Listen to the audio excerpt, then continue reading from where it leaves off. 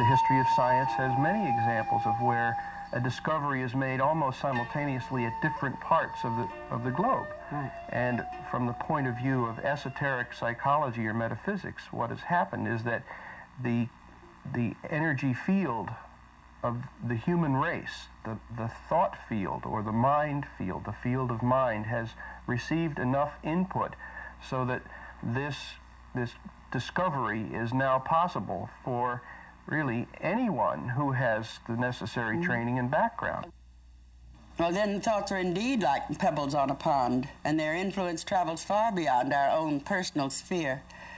You know, that places responsibility on each of us then to see that the thought forms we send to the group mind are positive and constructive. Yes.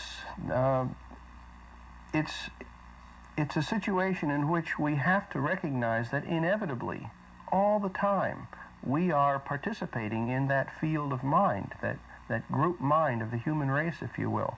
And everything we do, our thoughts, our feelings, our emotions, our behavior is deposited, if you will, in a sort of gigantic information bank that is somehow encoded into this planetary thought field that represents the collective experience of the human race.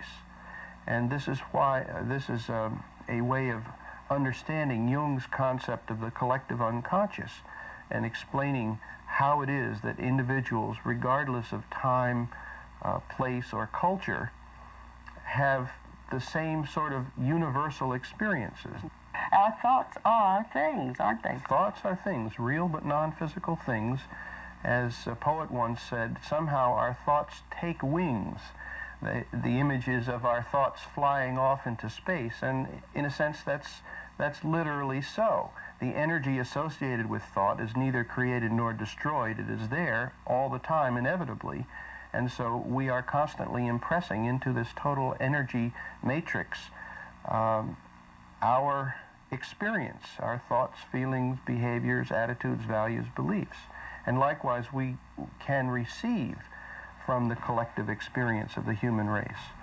If this is happening all the time inevitably, then the answer is that we must become conscious of this influence that we have upon ourselves, our fellow human beings, the planet, the entire community of life, and recognize the responsibility we have to use that power, that participatory power, in a positive, constructive way, rather than in an unconscious, negative, destructive way.